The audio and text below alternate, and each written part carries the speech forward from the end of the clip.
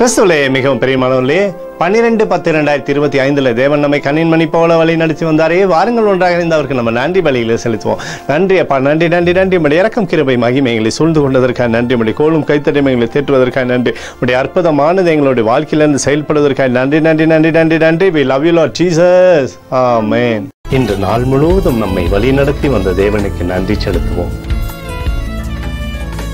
நன்றி இயேசுவே, கோடி நன்றி செலுத்துகிறோம் அப்பா. என்னை இன்று ஆசீர்வதித்ததற்காக நன்றி இயேசுவே.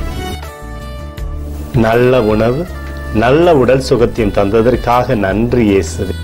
என் குடும்பத்தை பாதுகாத்து நான் கையிட்டு செய்த சகல காரியத்தையும் ஆசீர்வதித்ததற்காக நன்றி இயேசுவே.